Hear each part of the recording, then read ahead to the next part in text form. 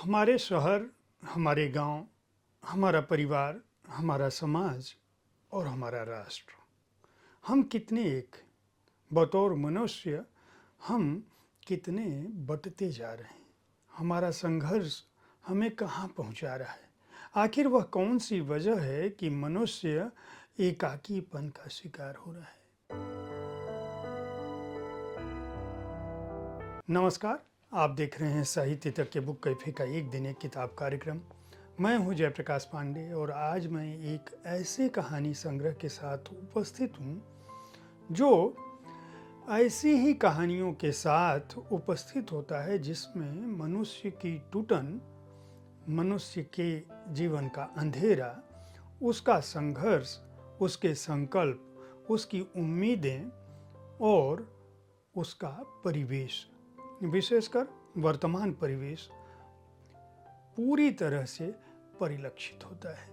पुस्तक का नाम है खैबर दर्रा और कथाकार हैं पंकज सुबीर।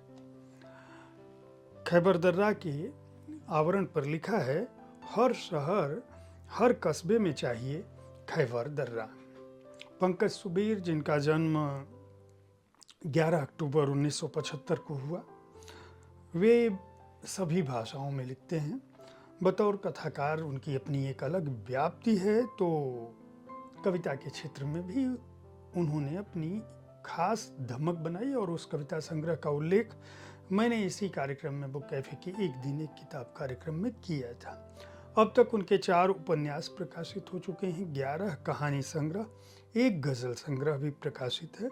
इसके अलावा व्यंग संग्रह और लंबी कविता जिसका मैंने उल्लेख किया उन्होंने लिखा है, और एक फिल्म के लिए पटकथा, संवाद और गीत भी लिख चुके हैं। कई पुरस्कार मिल चुके हैं और खैबर दर्रा में वे भारत के आज के समाज, आज के परिवार की टूटन को बहुत ही करीने से दर्ज करते हैं। वह टूटन हमारे आपके बीच भी हो सकती है। चकाचौंध के कैमरे के पीछे और कैमरे के आगे काम करने वालों के बीच भी हो सकती है। अमीर, गरीब, मध्य वर्ग, किसी के भी अंदर हो सकती है। आखिर यह क्या वजह है, इसकी क्या वजह है कि व्यक्ति अपने आप में इस कदर टूटता जा रहा है? कम से कम खैबर दर्रा की कहानियों का जो मूल स्वर मेरी समझ में आया वह यह है। इन कहानियों में उन्होंने इस संग्रह को अपने 2 संपादक मित्रों को समर्पित किया है, संजय सहाय और प्रभात रंजन को।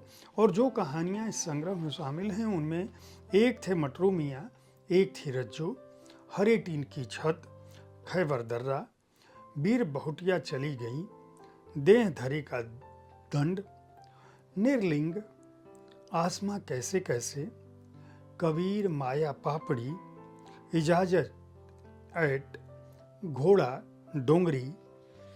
यह कहानियाँ हैं। कुल 9 कहानियाँ इस संग्रह में शामिल हैं। इन कहानियों का बितान इतना बड़ा है, जैसे पहली कहानी की ही बात करें, एक थे मटरू मियाँ और एक थी रज्जू। इस कहानी में एक और भी पात्र हैं, तीसरे पात्र। राजनीतिक पृष्ठभूमि पर लिखी हुई कहानी है, राजनीतिक कार्यालय के बीच।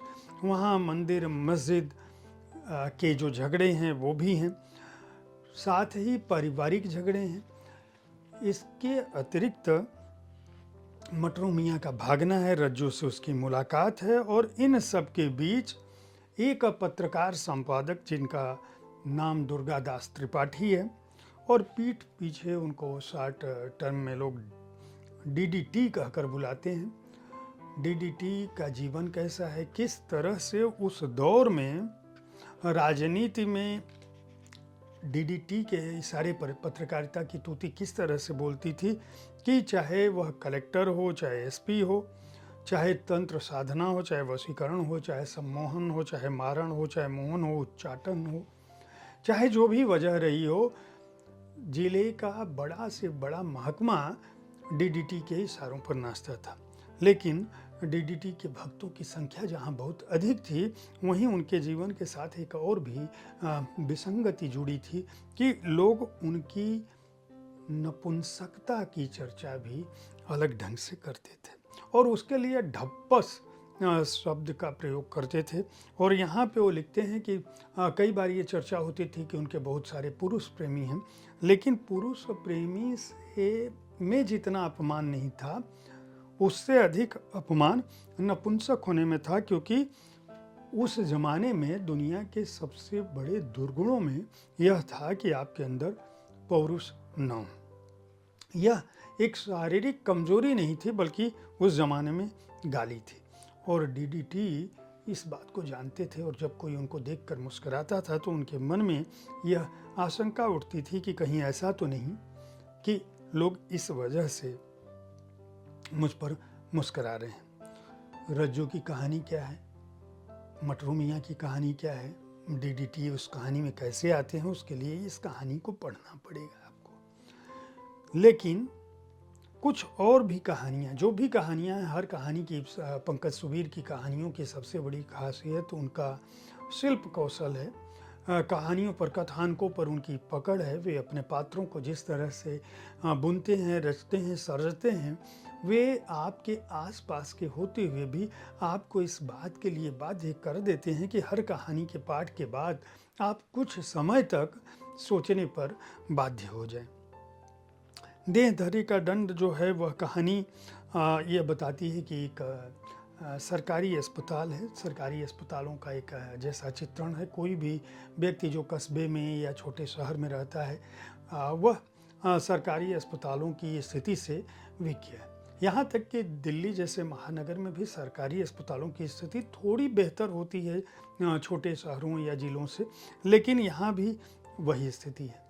रेलवे स्टेशनों के पास बसी हुई बस्ती भी कैसी होती है यह आपको पता है।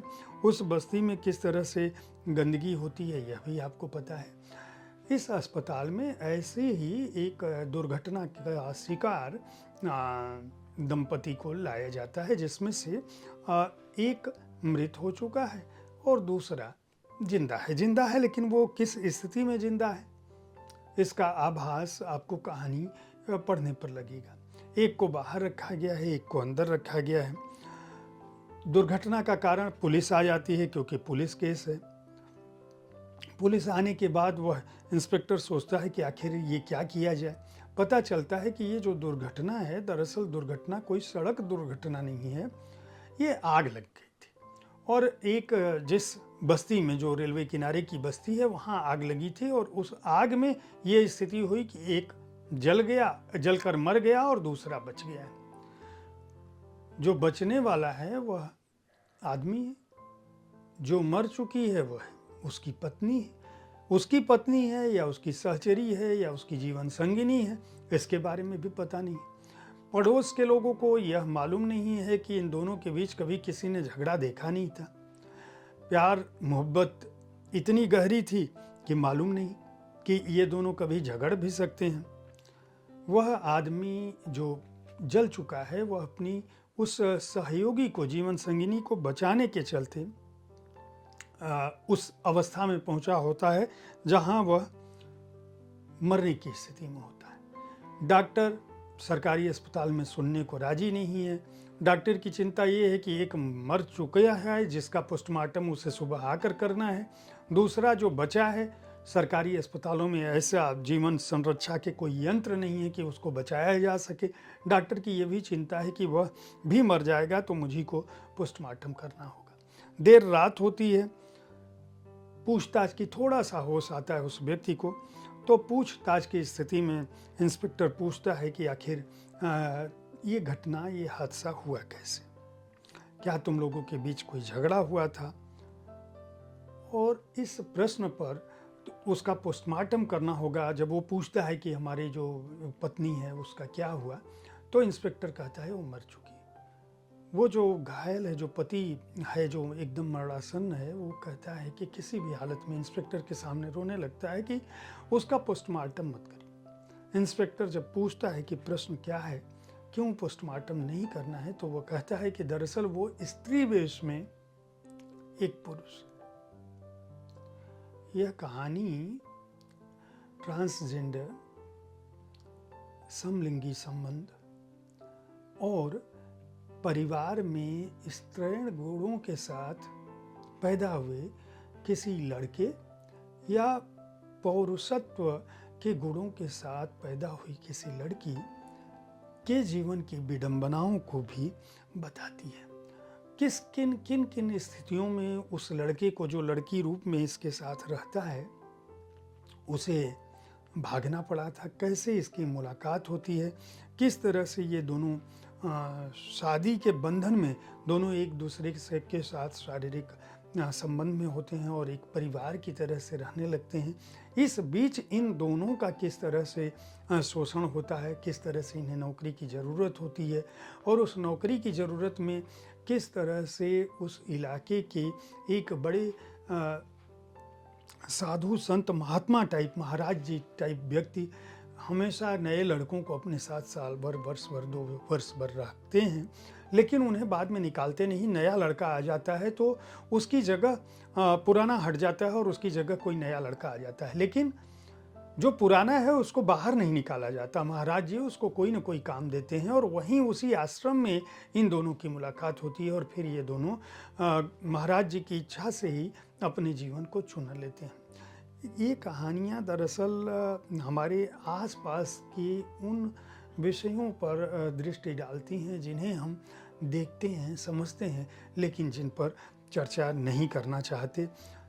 संभवतः यही वजह है कि पंकज सुबीर का कहना है कि दरअसल ये जो खैबर दर्रा है, ऐसे खैबर दर्रे हर शहर में होनी चाहिए जहाँ लोग आपस में जुड़ें, वे टूटे नहीं। इन कहानियों का वितान यही है कि ये कहानियाँ तमाम टूटन और घुटन, अंधकार के बावजूद मनुष्यता के उस स्वर को पहचानती हैं जहाँ व्यक्ति संवेदना के धरातल पर एक दूसरे के साथ जुड़ता चला जाता है। भले ही सारा समाज, सारी व्यवस्था, सारी परंपरा उसकी आलोचना कर रही हो, लेकिन कोई न कोई एक उस खाई को, उस दरार को, उस दर्रे को भरने के लिए, उसे जोड़ने के लिए आ ही जाता है और जिससे अंततः बचती क्या है? मनुष्यता। पंकज सुबीर को बहुत बहुत बधाई इस कथा संग्रह के लिए और राजपाल एंड सन्स को बहुत बहुत बधाई इस पुस्तक के प्रकाशन के लिए। इसका मूल्य 325 रुपये है।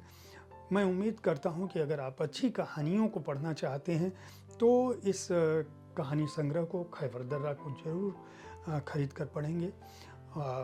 कल ठीक इसी समय ऐसी ही किसी कृति की चर्चा के साथ मैं फिर उपस्थित होऊंगा। साहित्य तक देखते रहें, पुस्तकें खरीदते रहें। इस कार्यक्रम के बारे में अपनी राय से अवगत कराना न भूलें।